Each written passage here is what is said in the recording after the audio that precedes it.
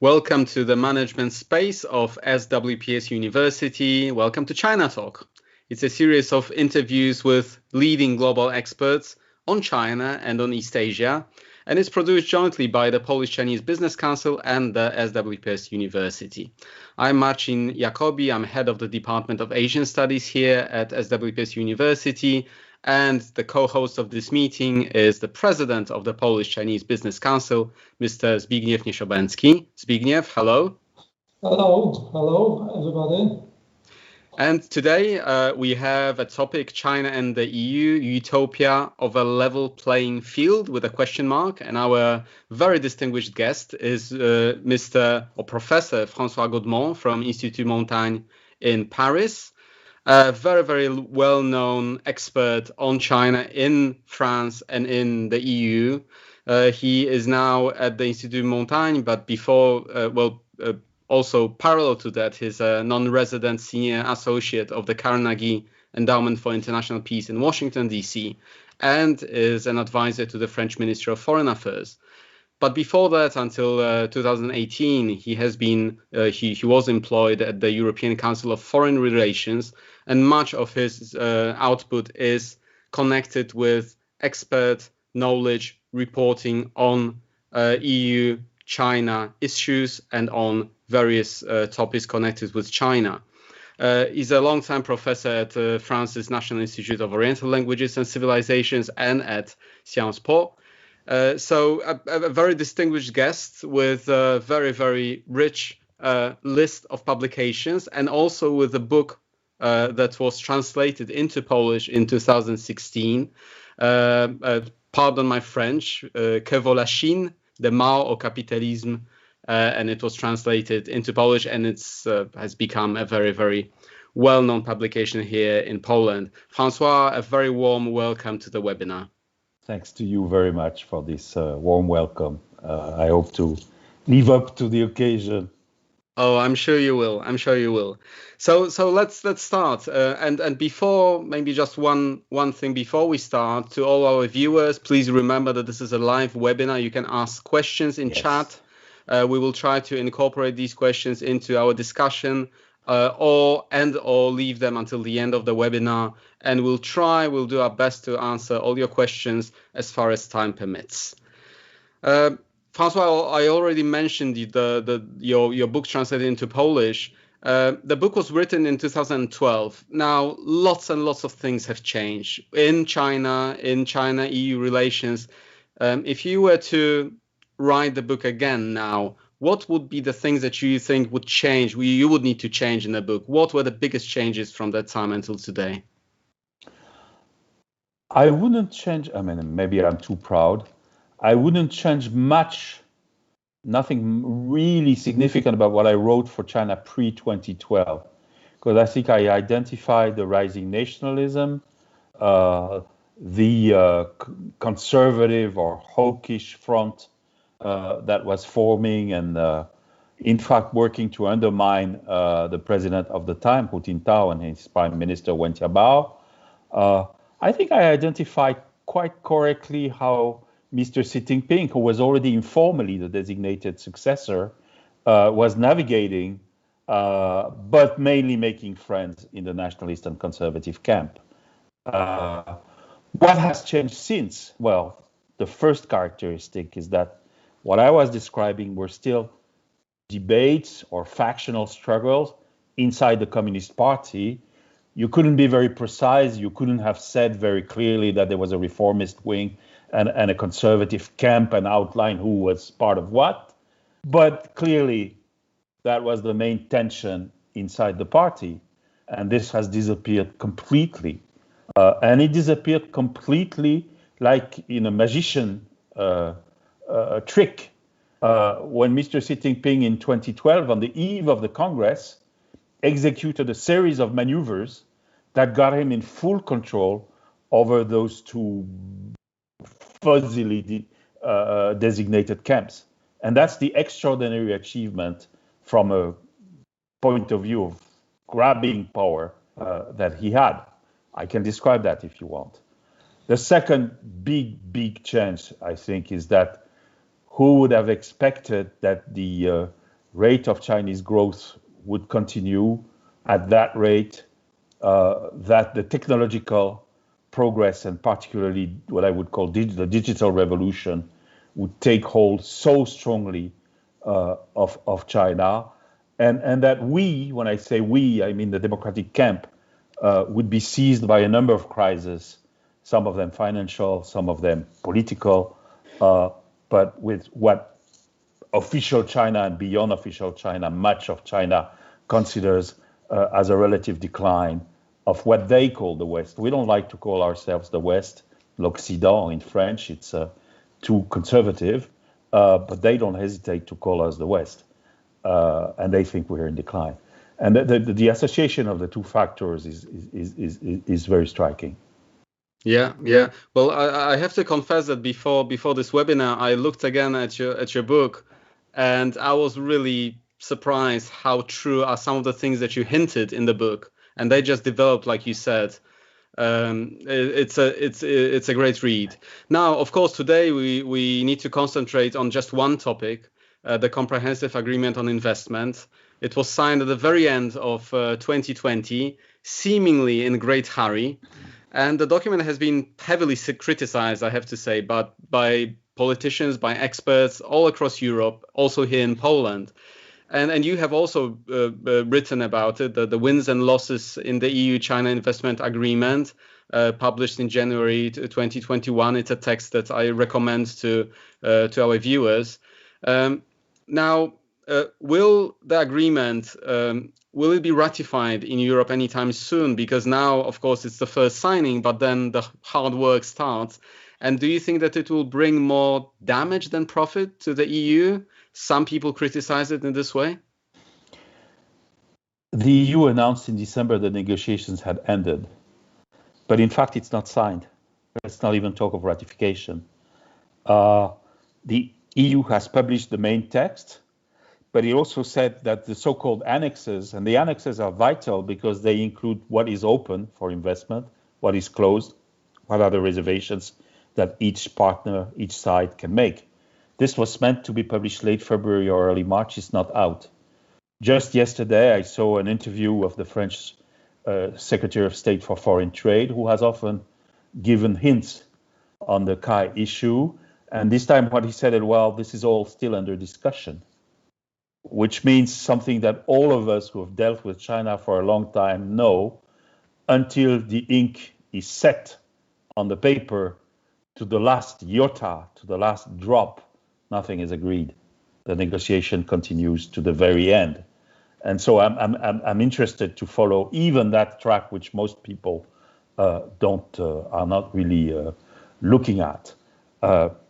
Ratification is, of course, I would say almost an emotional fight inside the EU Parliament, a fight between values and interests. Because let's go to the text itself, to the content of CAI. It was probably politically inopportune to sign alone when there was a coalition ready to form with the US. But that doesn't condemn the content of the CAI. It's the political context, which probably was the wrong time to do it. In terms of content, there is nothing that hurts. There is not much that rewards. And it's fascinating to see that the EU Commission first described it as a victory for European values and interests. That was the word spoken by Mrs. von der Leyen on December 30. She hasn't really spoken out again, by the way, or very little about CAI. And the words that we currently hear, which come from DG Trade, are much more about, this is just a local agreement in a long process, and we can enroll for you a number of unilateral measures that we're taking vis-a-vis China just to prove that we can defend ourselves. It's a completely different tack. And the US, it was fascinating that as an incoming president was talking about restoring the alliance, about coordinating with allies, and as the EU had denounced the unilateral and often unpredictable behavior of the Trump administration, at that very moment, the EU sort of moved ahead without coordinating with the US. But the US has clearly decided not to make a big issue out of it. That's very striking. There is an overriding reason that they have a really thought out will to discuss with partner and allies and to solve a number of issues. I could cite others that have no direct relation with China, but that may be in the process of getting solved. And it speaks to the will of the US to achieve some kind of close understanding with allies. But it's also perhaps because, as I do and as some others do, they thought it's no big deal. That there is not much in CAI, much less than meets the eye. So we can go into the content if you like, and I won't be able to tell you it's a crime. I'll be able to tell you that at times it's very disappointing, and there are minor results, which, yes, if China acts in good faith, and if we keep up pressure, we might expand these minor results to turn into larger benefit, particularly for the EU business. If you want to go into that, your choice. Well, probably we'll move on. Maybe we'll go into the details a bit later. Zbigniew, over to you. Yes, thank you very much once again for supporting our ChinaTalk series, François. So I want to ask you about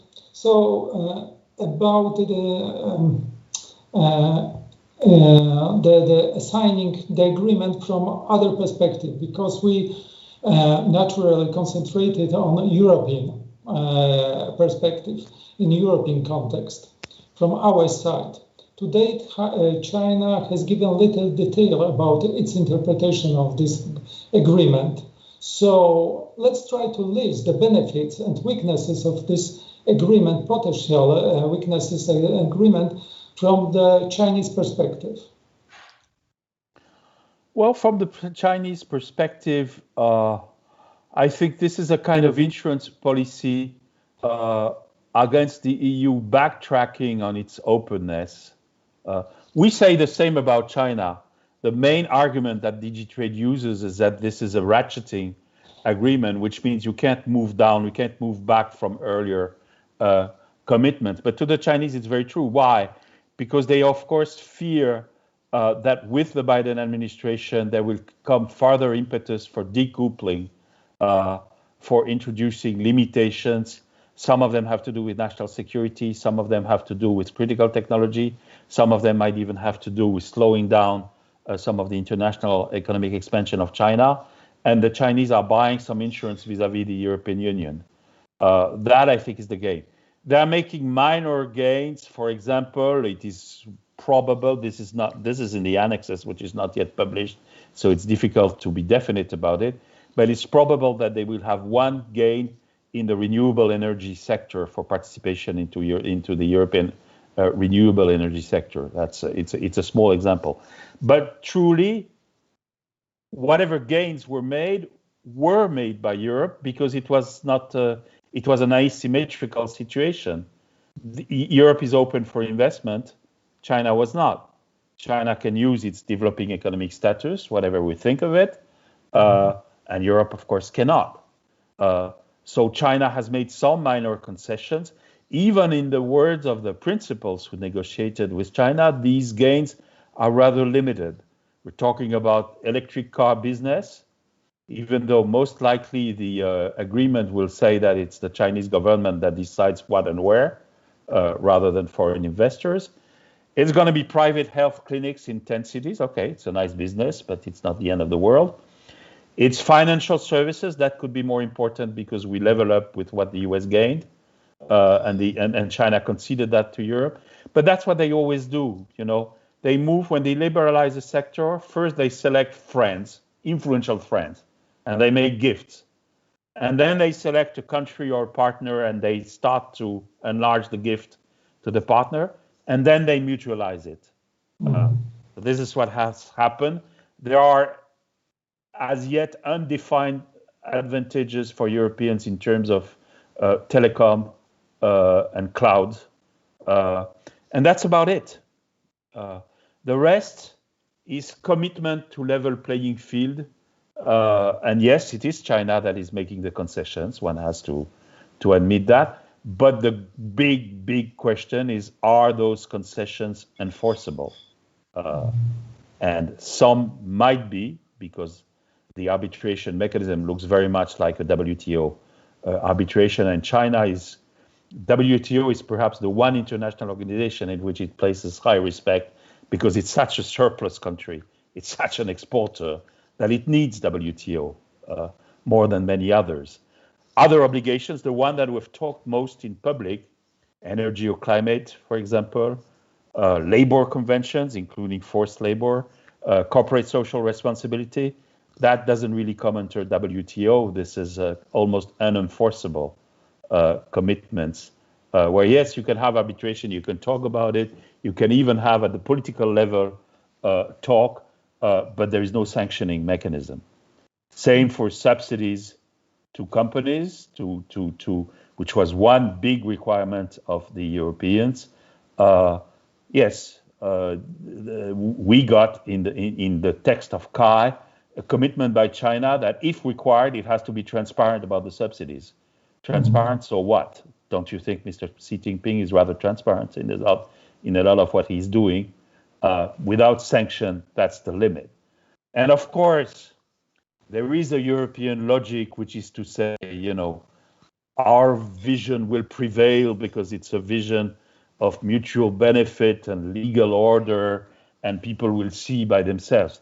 But China has a very different attitude to this, and China is not Korea, is not Vietnam, is not Japan, which signed treaties with the European Union. It's a completely different animal. Well, speaking of this, it's good to ask a question whether actually this ultimate goal of creating a level playing field is in any way realistic. I mean, if we have such a tool as the CAI, and now we already know that it will hardly work, what could be the possible tools of actually creating more of an even type of a market between EU and China? Is there any tool that can be thought about? The only tool is a kind of nuclear weapon, so to speak. It's a deterrence, and you can infer it from the biggest fear that China has had since it began modernization, is to lose access to foreign markets in any way. And yes, there is a cost to us. People have been, in the US criticizing, for example, the custom taxes that the previous administration put in force, but I noticed that Mr. Biden has not rescinded them. His whole entourage criticized them, but he has not rescinded them. So maybe they're a little more efficient than people think, or they make China pose for the future. So the big problem is if we don't have sticks, it's not the carrots that will work with China. And we, the EU, in spite of what we think about our global influence, the outreach of our legal system and so forth, we don't weigh enough. We don't have enough leverage to convince China by ourselves. So undertaking to deal by ourselves with China inevitably leads us to a series of concessions on the economic field. To me, it's the bottom line. What I could say, if I go a step further, is that in fact we will not get a level playing field. We will not get full reciprocity. And even, in fact, EU officials are admitting that. They know that. So we should also get ready to limit our risks facing China, to hedge economically, which is what some East Asian countries have started to do. This is very difficult because you can very well see that as we speak, China is successful. You cannot deny that. Foreign businesses, including American and European, are still betting on China. There's more investment going on in China than previously. It's paradoxical because China becomes so unpopular at the political level, but it's still a moneymaker, even as it restricts and starts to constrain the opportunities to foreign businesses. This looks contradictory, but I'll cite you an example talking to a major wind power company in Europe. one of the two biggest, which was making turbines and the blades, the whole thing. And they were saying they are, mistreating us, they are restricting us, they are copying us. We are losing share in the Chinese market. Nonetheless, in absolute terms, our market is still expanding in China. So in spite of knowing that in the longer term will be swindled or put out of the market, in the short term, it's money that falls into the coffers of the company. And that's a reasoning that other industries undertake. Take the auto industry, for example, very, very obviously. What is new is that China is absolutely transparent now on the fact that it is going to indigenize the economy and the industry, on the fact that it's not renouncing to the industry inside the GDP. What we all wanted to expect, the turn from industry to services, is not happening. They're not giving up. And that's very important, of course. Marcin, sorry, I want to return to the subsidies. So the Peterson Institute for International Economics underlined in the report that subsidized regulation in CAI are the weakest part of this document. And they concluded that taken together, Trump's failed US-China Phase 1 agreement and the CAI show that neither the US and nor the European Union alone has significant leverage to sway Beijing to accept effective discipline on subsidies. You agreed with this conclusion? We can't achieve it separately, I agree. The Phase 1 deal was a series of unilateral requests by the US to China, and China said yes, yes, yes.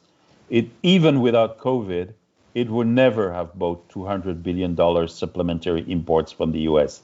That was a dream, but the dream was useful for the year, for the president of the time. And the dream started unraveling as the summer began, and China began showing its hand, and the American administration also showed its hand. So it was a very short-term agreement that was never, I think, designed to last. And remember that China had absolutely refused to go on what was called Phase 2 talk, which would have been so-called structural changes in the Chinese economy.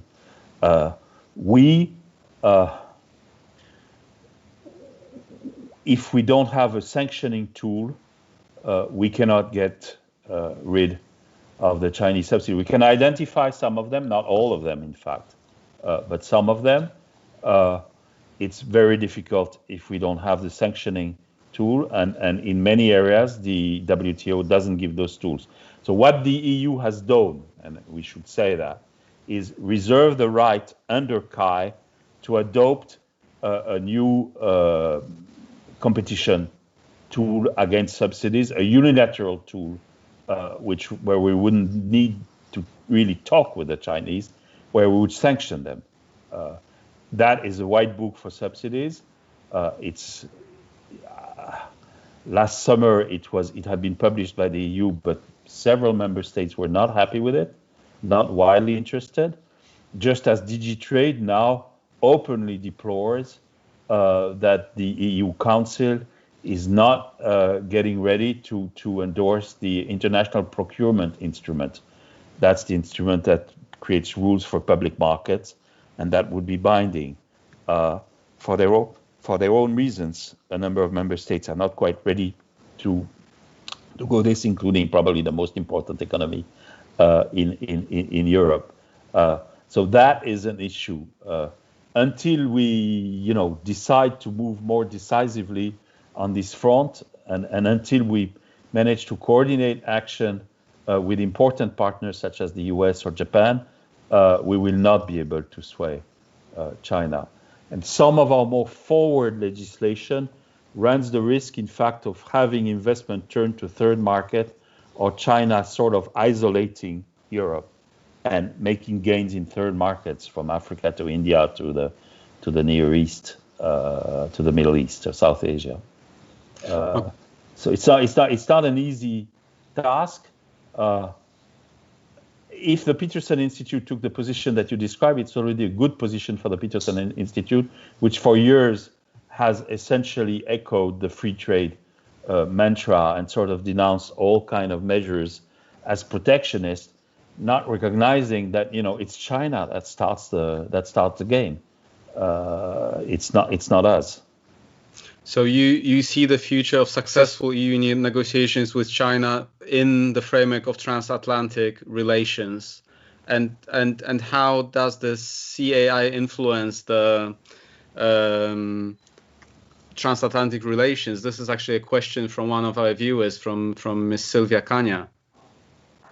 I think that the US had decided, as I said, to give us a pass over CAI, mainly, because it counts on China not really moving forward significantly to implement some of the provisions.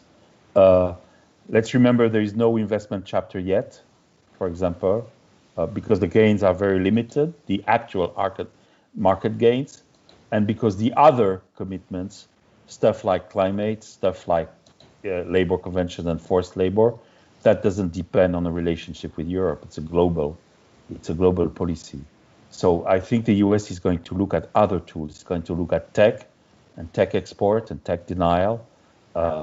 It's going to look at its own vision on subsidies. It's going to look at rejoining some of the international economic treaties, probably in the Asia Pacific before they do so in Europe, because it may actually be easier. And so it's also, by the way, on the way to solve several contentious issues with Europe. Within the space of the last 2 weeks, we have had a truce on the Airbus-Boeing war. We have had the commitment to deal with the digital tax issue within OECD.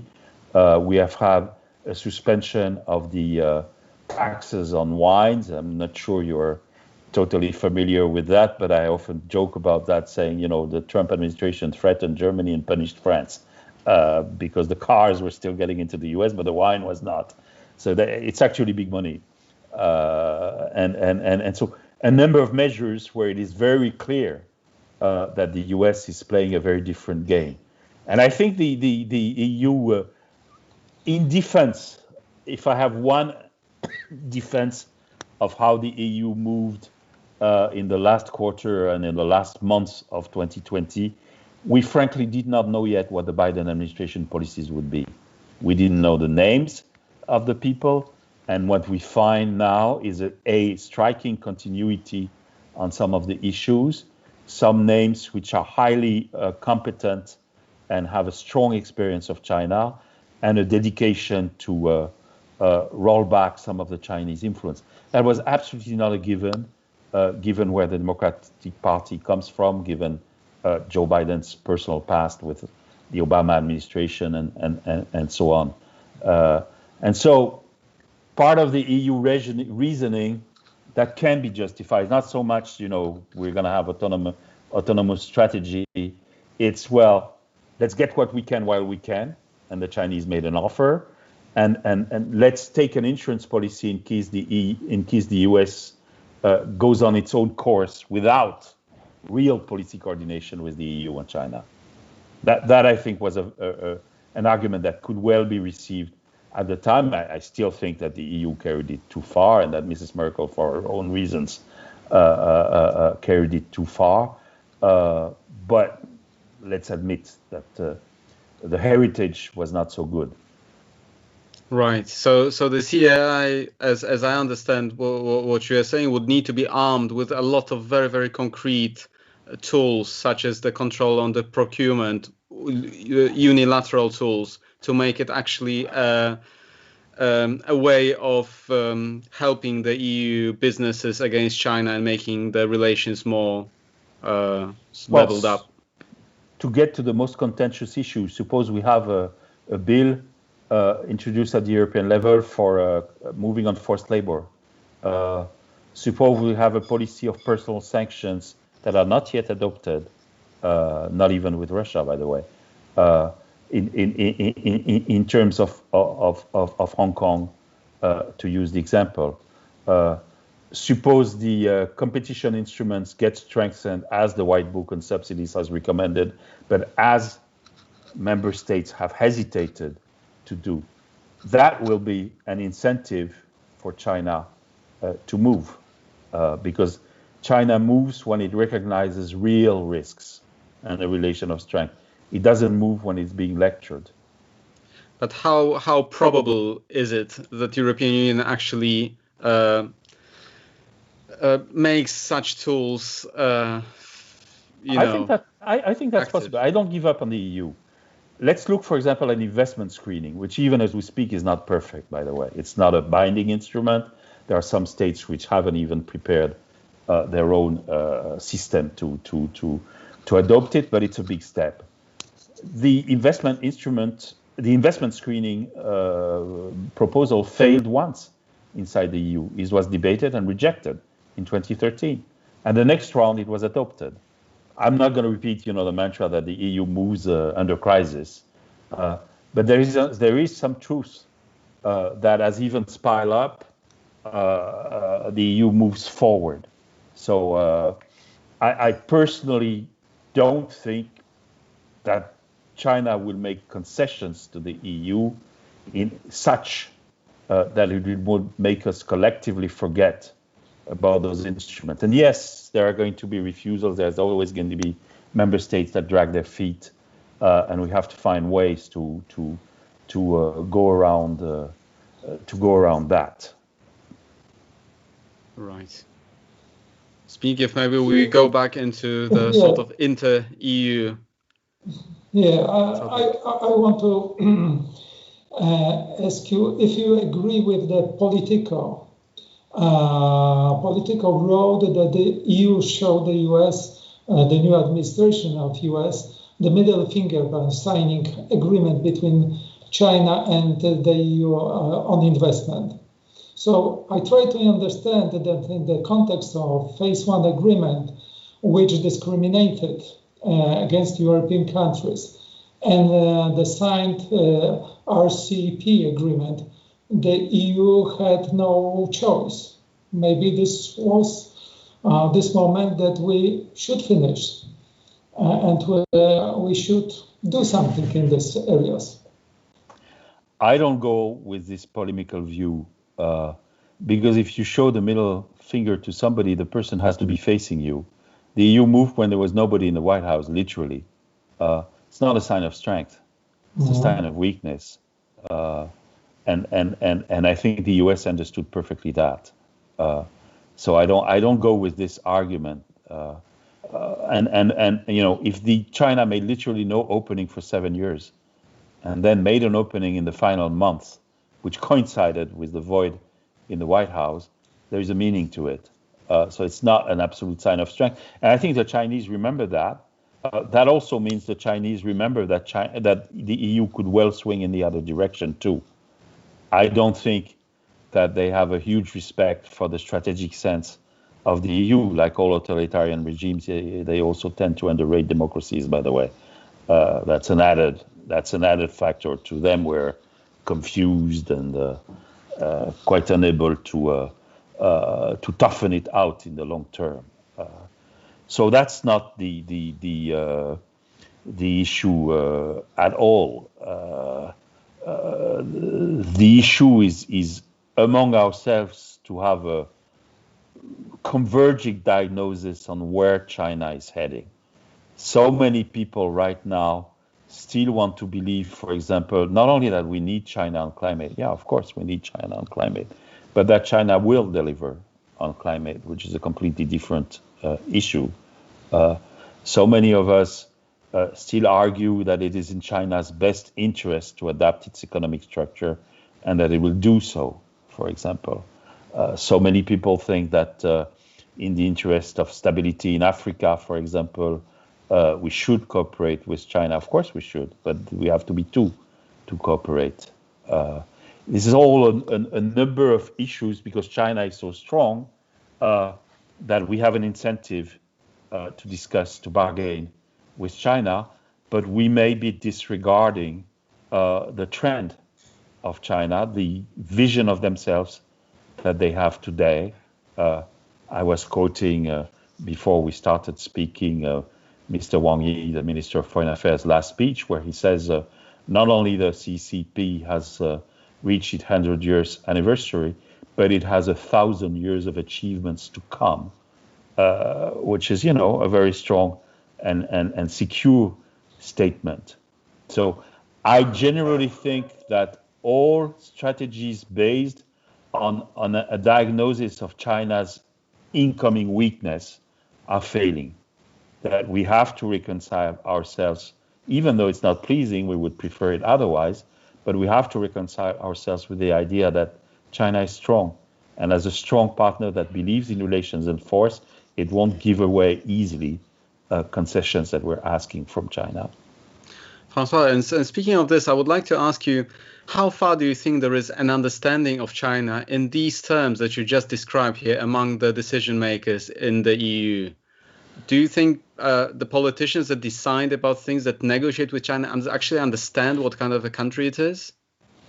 Because I can say that from the Polish side, my own opinion is that there is very poor knowledge about China and very poor understanding of what kind of a country it is.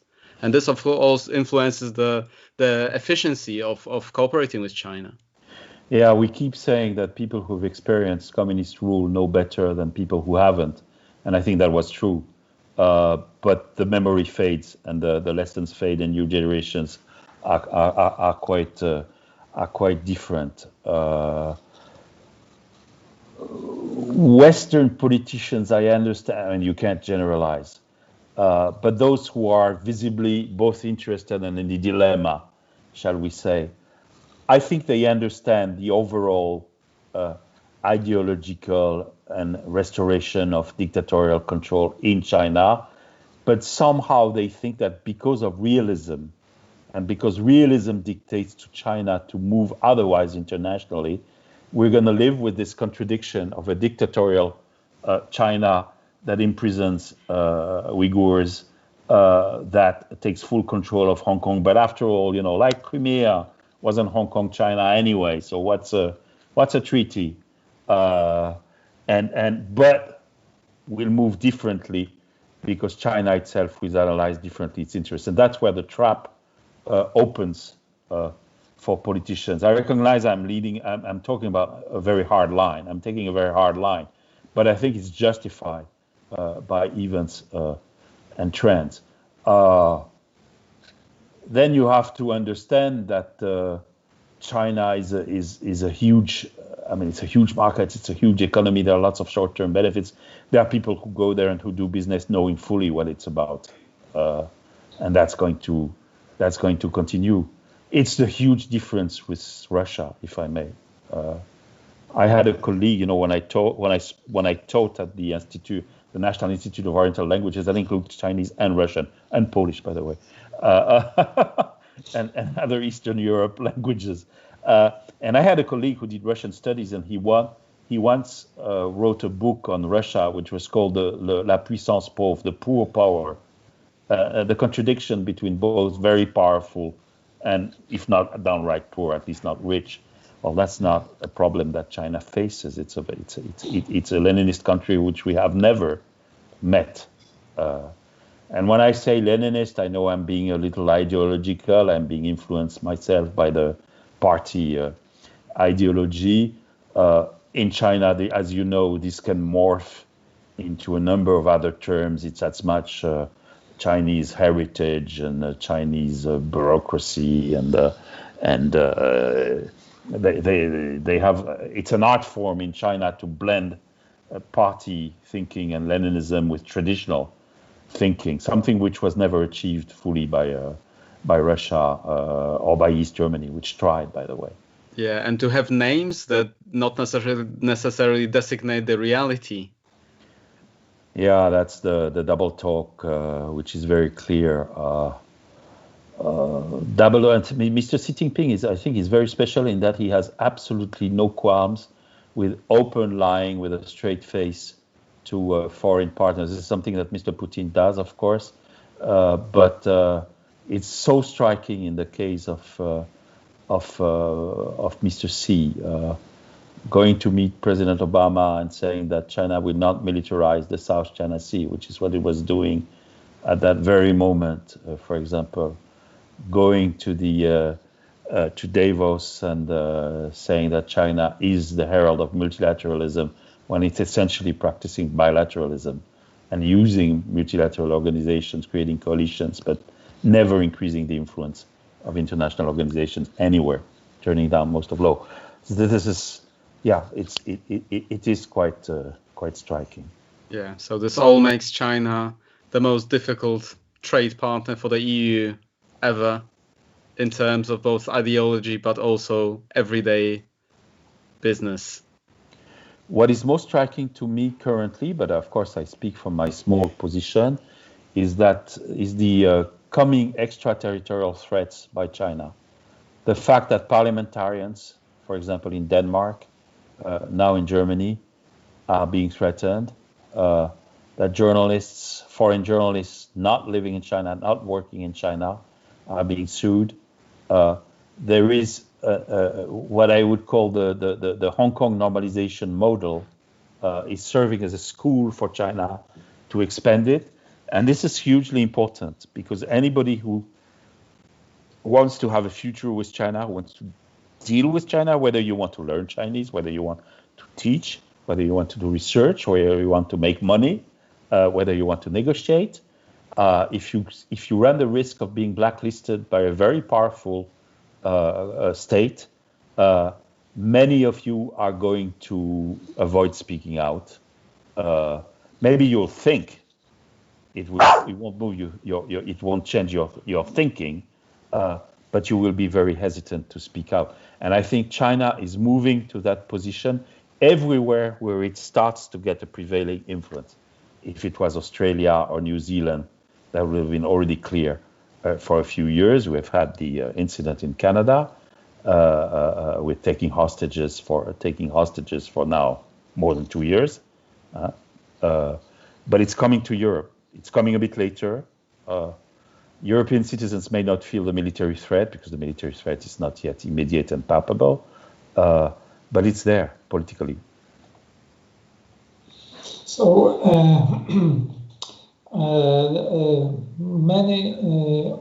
we talked about the transatlantic cooperation, not only about transatlantic cooperation, but the cooperation among the democratic countries.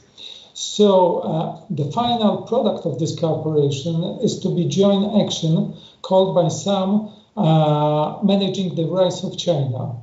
Do you think such a goal is achievable at all?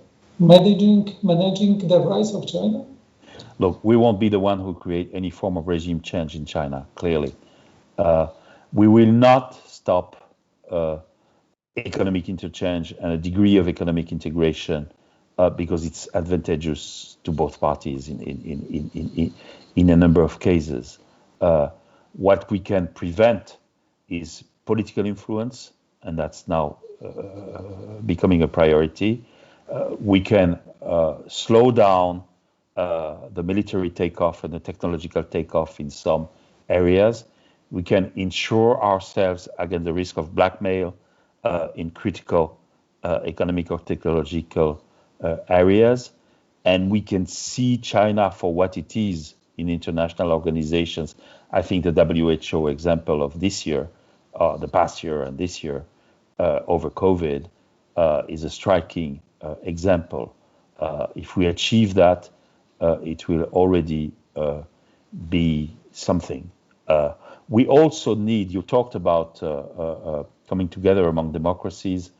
I have this, I mean, during the Cold War, the US was and others was not particularly picky on their allies. Now it's being denounced, of course, afterwards. We had quite a number of unsavory regimes in the so-called free world camp, regimes that were not free.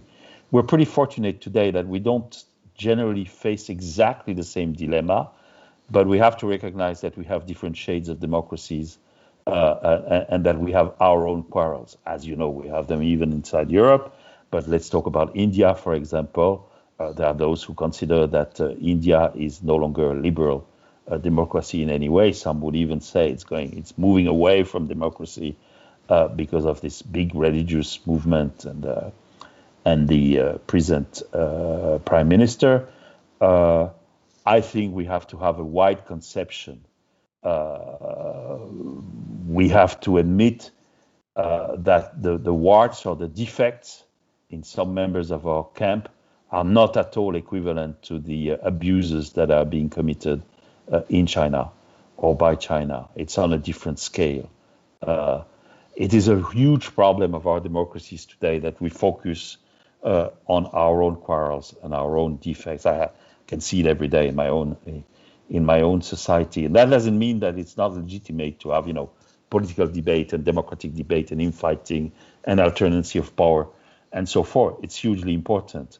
But if we confuse that with the kind of regime that China has, we make a very big mistake. So I would think that even the notion of the alliance of democracies or the camp of democracies has to be widened somewhat.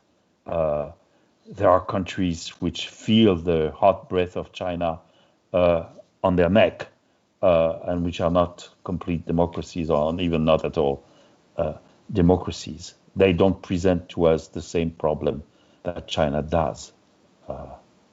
That's pretty important.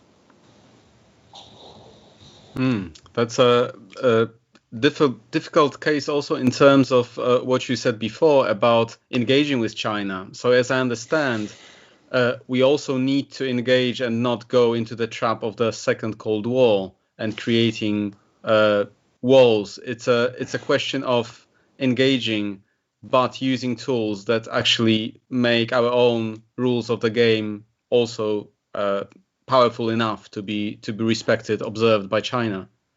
We need to move irrespective of China, and that means, in fact, concluding deals and agreements. It's hugely important, for example, take the fashionable example of digital industries. Having widely accepted norms and standards goes a long way to limiting some of the Chinese inroads with their own absence of norms and total control from above.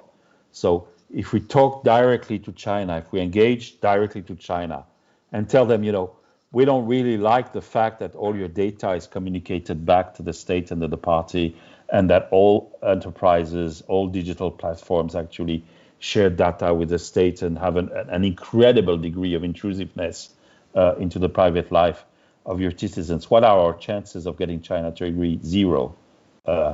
If we create a digital sphere that's just wider than the purely European and American market, for example, but it includes more common rules, more accepted norms with others, that means it's China that's going to get slowly isolated, and Russia, by the way.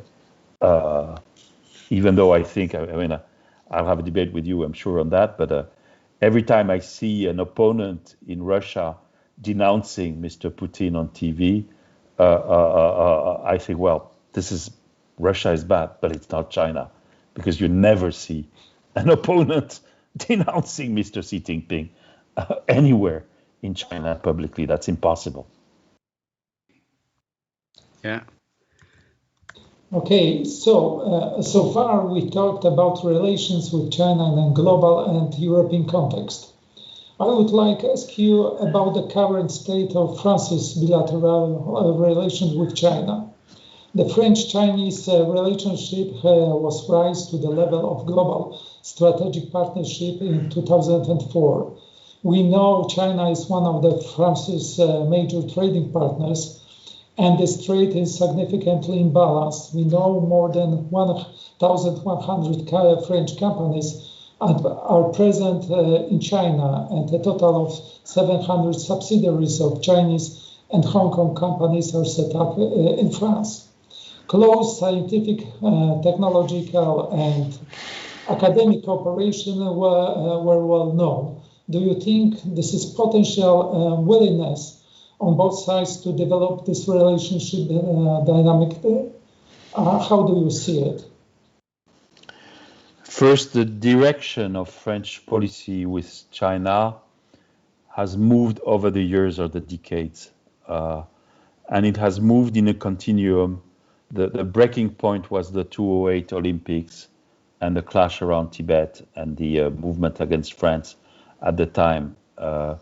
And since that date, French policy has been more balanced and more cautious or defensive vis-a-vis China. At the same time, we've had the incentive, the old argument, we're both part of the permanent members of the Security Council, and there is a necessary degree of engagement there. And it's the role of France, which is not the strongest force, obviously, in the Security Council to try and balance and seek others. So the engagement is a diplomatic tradition. It's very frankly wearing thin at the edges on the number of issues. You're quite right to talk about the economy. I follow it for 30 years. 30 years ago, we had major big deals with China, but usually French finance on French lending. China doesn't really need any lending now, and it doesn't make many big deals as a result. Our relationship with China, our trade sales are about 1/5 of Germany's.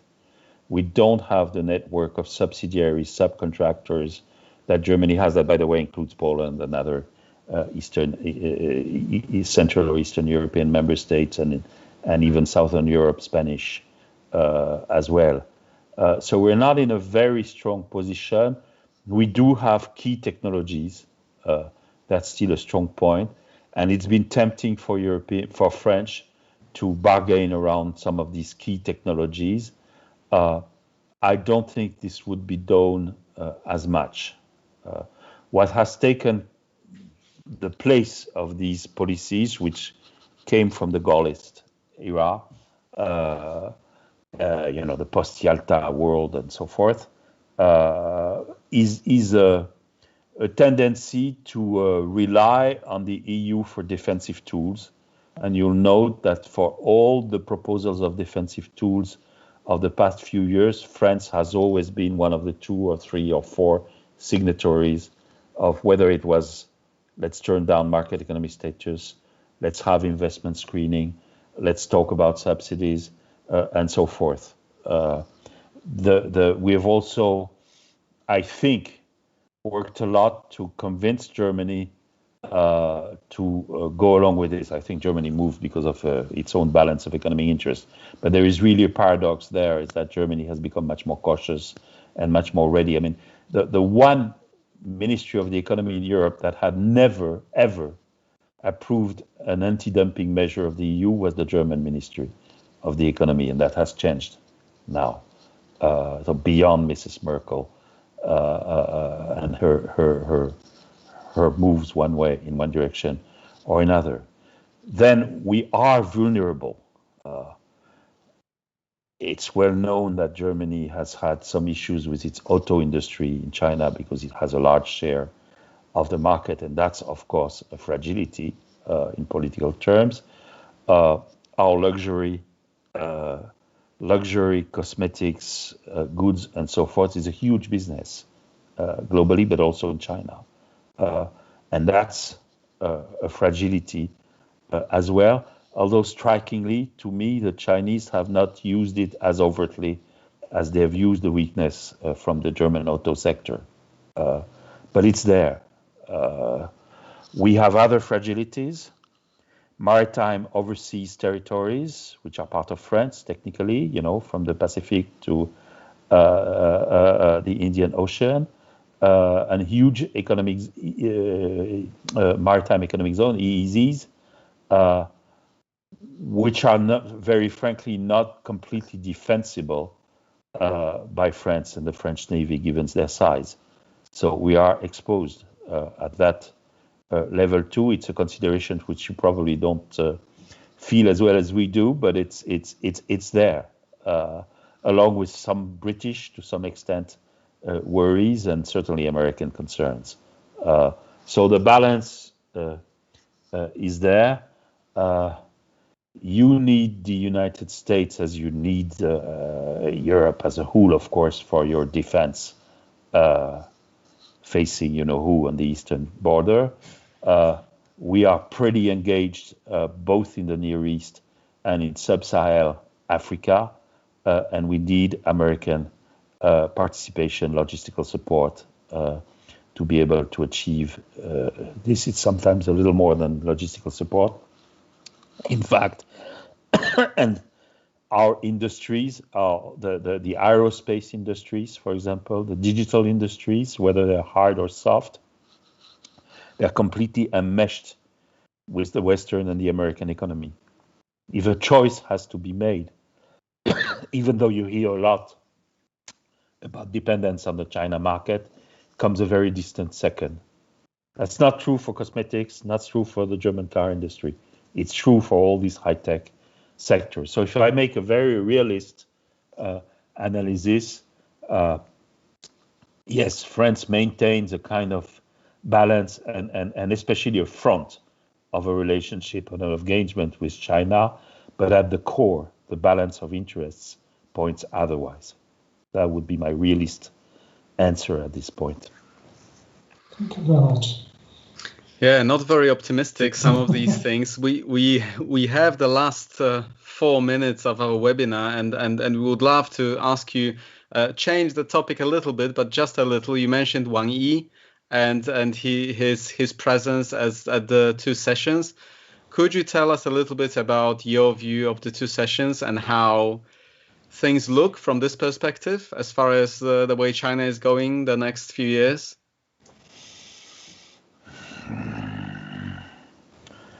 Oh, the bad and the beautiful. The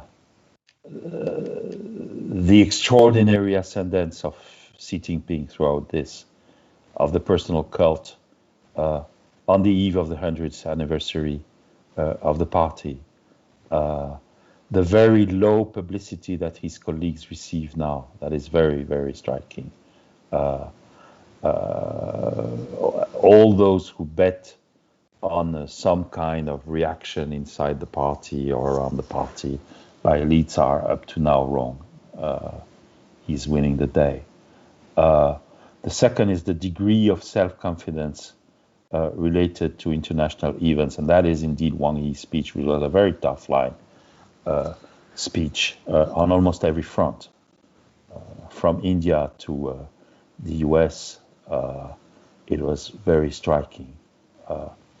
The third aspect is the efficiency of some of Xi Jinping's policy. We have to recognize that he's also a guy who knows how to run a technocracy in the direction of technological change, with a huge acceleration of R&D funds, which is probably the main feature, the main takeaway, shall we say, from the 2 meetings and about the 14th plan, which is not yet completely published, by the way. And on the other hand, if I'm polite, the hesitation about international goals. So on energy, we have the usual duality, full steam for alternative energies and development of niches where China, in fact, excels, and absolutely no forward movement on complying with climate objectives, which, as you know, have been set by Xi Jinping for carbon neutrality to 2060. That is not really echoed by the commitments so far as we can read the plan. So far, what we can take from it, there is no commitment for lowering, for example, coal consumption in the next few years, and total energy consumption. There is unit reduction, yes, which has been happening as China's economy modernizes, but no overriding goal. And so if that doesn't change, we'll have to count on the next few decades to reach that goal. In 2060, I trust that Mr. Xi Jinping won't be around. So that's a mixed view. But again, the self-confidence is perhaps the most striking factor, which we should ponder. Yeah, well, you mentioned efficiency, and this is something that doesn't come up very often in the analysis here in Poland, I believe. There is a lot of and I think in the West, basically there is a lot of criticism and the idea that many of the problems that China faces economically, demographically, politically are things that make the future of this very dynamic development questionable. But actually, if we look back, there is huge efficiency, there is huge waste, there is corruption, there is nepotism, there are things that sort of waste a lot of resources. But in the end, China delivers. And this is probably something that there is a huge electric transition for mobility. Yeah. The poverty drive by Xi Jinping, it's anti-liberal. It essentially means concentrating people, transferring them to put them to work in factories. So it's absolutely not in place treatment of poverty, but it's working, and that's very important. I am less well placed to judge whether the high tech and the digital developments will be hindered first by US and others at last taking measures to limit the transfers, or by the lack of freedom, including for research, for people, how much innovation would be stifled. But until now, China has managed that compromise much better than others. And I want to remind you that Russia was a very efficient scientific and technological innovator for decades under the worst regime you could think of. Yes, something that we forget very often. Sometimes we like to forget because we like to repeat in circles that science and innovation are tied to freedom. They're not always, or the reckoning comes quite late. Demography, yes, it's a huge problem. The social budget, the welfare, how do you treat an aging population? The answer right now is putting every bit of the younger population to work in factories, including the Uyghurs, including people from poor areas, to try and put back the moment where China has a dwindling workforce and a large old population. That's a real challenge. But come on, it's not going to come like this in 1 year. It's going to come over a decade or 2 decades. Still has time to adjust. I wouldn't bet our I'm not going to say our survival, but our remaining ahead in the game on those factors. That's not enough. Yeah. Thank you very much, François. Yeah. Yes, Mr. Professor, we would like to thank you because we must finish. Thank you for your extremely valuable and realistic insights and comments. I would like to thank you, everyone who attended and follow our events. You got those comments out of me, I think, by pushing me. And because I recognize that the Poles have been faced with some of this in the past. I'm a Western European, I realize that we lived in an extraordinary bubble for decades, and I don't want to base my thinking or strategy on the bubble. So that's probably the factor. Yeah, we appreciate it greatly, and it has been a lot of very interesting food for thought. And the Polish experiences have been very different from the Chinese communism, but then again, as you said, there are some common traits as well, definitely. So we can make some of the connections. Thank you. Thank you very much, François. Thank you very much.